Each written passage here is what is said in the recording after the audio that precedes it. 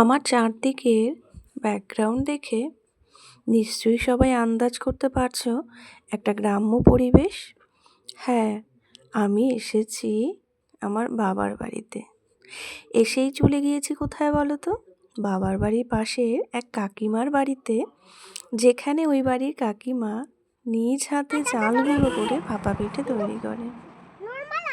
ভাপা পিঠে আমাদের শহরেও প্রত্যেক মোড়ে মোড়ে বিক্রি হয় ঠিকই, কিন্তু তবুও স্বাদের না অনেক তফাৎ খুঁজে পাই আমি। কারণটা ওই কাকিমার কাছ থেকেই জানতে পারলাম। কাকিমা বলল, পিঠের যে চাল গুঁড়ো হয় সেটা যদি মেশিনে করা হয় তাহলে নাকি পিঠেটা ঝুরঝুরে হয়, সহজে একসাথে বাঁধতে চায় না।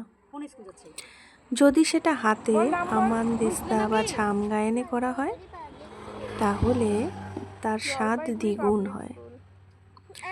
আবার চালের ওপরও নাকি নির্ভর করে স্বাদ। চালটা নতুন ধানের চাল হলে স্বাদ অপার।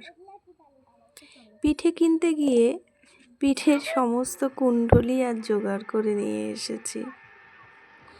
গিয়েছিলাম বিকেলবেলা, আর আস্তে আস্তে আমাদের বাড়ি প্রায় সন্ধে হয়ে গেছে।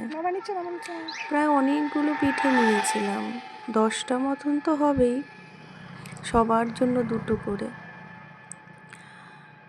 আর এখানে দেখো, ওই ছোট্ট পুচকে বাচ্চাটা আমার ভাস্তা, ও ছুটোছুটি করে খেলছিল।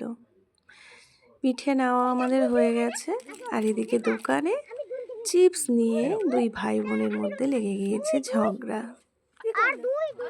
আজকে সন্ধেটা না অনেক দিন পর নিজের জায়গার লোকেদের সাথে কথা, আলোচনা, দেখা সাক্ষাৎ সব কিছু নিয়ে খুব সুন্দর কাটলো। মনটা যেন খুব আনন্দে ভরে গেল। সব পরিচিত লোকদের সঙ্গে দেখা হলো, চেনা মুখ। ছোট ছোট বাচ্চাগুলো কত বড় হয়ে গেছে এখন, তাদেরকে দেখে এখন চিনতেই পারছি না, এমনটাও হচ্ছে। এত ঠান্ডা পড়েছে, বাড়িতে এসেই পিঠে খেয়েই সবাই মিলে আমরা বসে পড়েছি আগুন তাপাতে।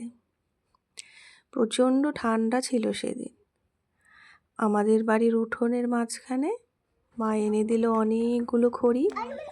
সেখানে আগুন তাপাতে তাপাতে আমরা গোল করে বসে গল্প করছিলাম।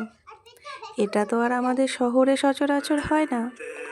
এটার একটা আলাদাই আনন্দ, আলাদাই অনুভূতি। তো এই সব কিছু নিয়ে আজকের সন্ধেটা খুব ভালো কাটলো। তোমরা সবাই ভালো থেকো, সুস্থ থেকো।